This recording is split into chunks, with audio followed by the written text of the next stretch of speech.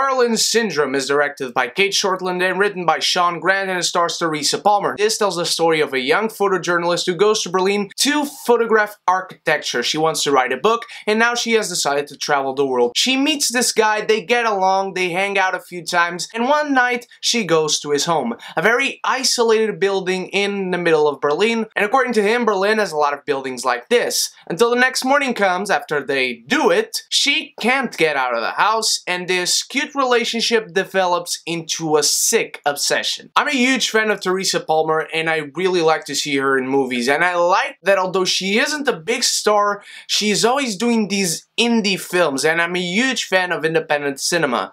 And this is a good one, my friends. Now, Teresa Palmer plays this very adventurous type of person, and in a way I can relate to that, because although I don't travel a lot, I wish I could travel a lot, and I maybe would do some of the things she does, and I love photography as well, so in a sense, I could immediately connect to her character, not only because she is talented, she is beautiful, but she likes photography. I'm immediately captured by Teresa Palmer, and the fact that her character likes to photograph things, yeah, I liked her quite a bit. And she plays a great role in this film, with great nuances and very subtle touches of character, and this movie does go in directions of character development that I did not expect. I'm not going to spoil anything, as you guys know me, but I will say that her character might not be likable to everyone who watches this film by the end. The guy who plays her kidnapper, Max Riemelt, I have never seen him before, but I do really like him in here. He plays this actually very sweet guy, a professor, and they immediately connect, and you feel the chemistry there.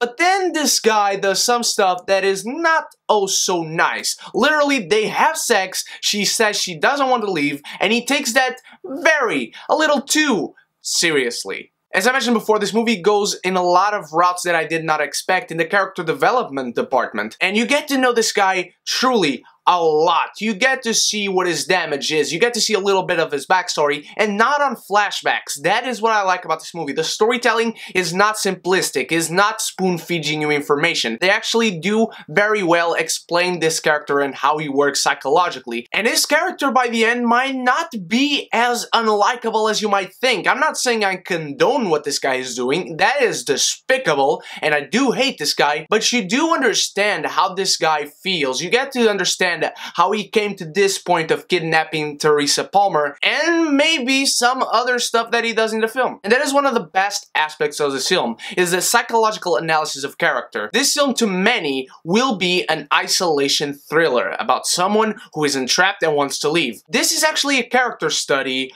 of two people within different spectrums of one situation, and I really adore that part of this film. As I mentioned, I love how smart this movie is. This movie knows how to subtly show you things, the visual storytelling, just putting stuff on a shot, and you immediately get what's going on. You immediately get to follow the story. This movie doesn't have many additional wasted dialogue to feed you information that is just too much. It's never in your face, and that is also seen in the direction.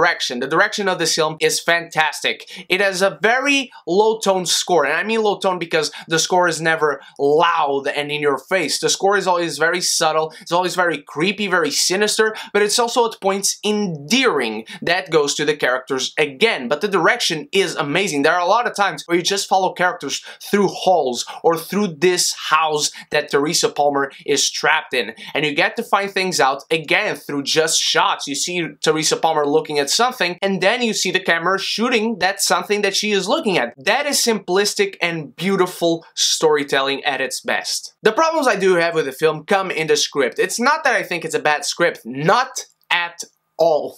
Far from it. This is not a bad script whatsoever, but there are some story points, very minimal ones, that get a little bit overlooked. There are just some times where time jumps come in and you don't really get what's going on. I'm not going to spoil anything, but for instance, you get to see what feels like 2 Christmases, and you start questioning, how long has she been in this house? And then stuff happens that is not ever explained. Again, very minimal plot points that don't need a lot of explaining, but when you see such simplistic and realistic storytelling, there are some some flaws that you notice when they are there. Also, there is about a 20-minute gap in this film that I really didn't connect to. It comes at a point that I really like when it hits a character with something, and the symbolism of this gap is clear. I do not mind the symbolism, I just didn't think the story was going that route, and it does go that route that I didn't want it to go, but it just lasts for 20 minutes, and then they completely forget about it, and they return to the movie that I was watching before. It just felt like a 20-minute gap that was taken from another completely different movie, a more conventional one, let's say. You have your typical cliches in here. For instance, there is one part of this movie where she thinks she can escape at one point, and so she starts being super nice to this guy, and that is not suspicious at all. But even with these cliches, when you see such good writing and direction and acting and character development so pristine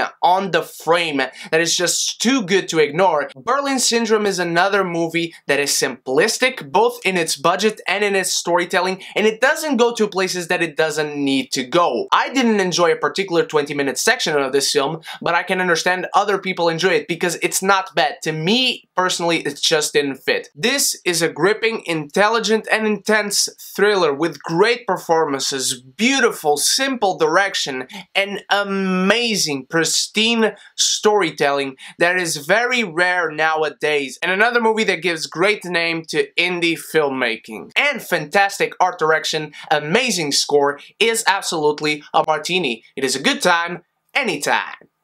What did you think of Berlin Syndrome, my beautiful geekies? Have you seen it? Have you not? What is your favorite indie of 2017 thus far? Let me know in the comments below, and as you go down there, check the link to the beautiful Geeky Community Facebook group in the description. It is there, as always. Thank you so much for watching. You guys are the best. Thank you for 900 subscribers. I cannot believe we got to this point, but it is rewarding. I feel grateful every day for you guys. Thank you so much. And until Tuesday with another review, you stay beautiful, you stay geeky, and if you haven't done so yet, click the subscribe button and the bell so we can be geeky united!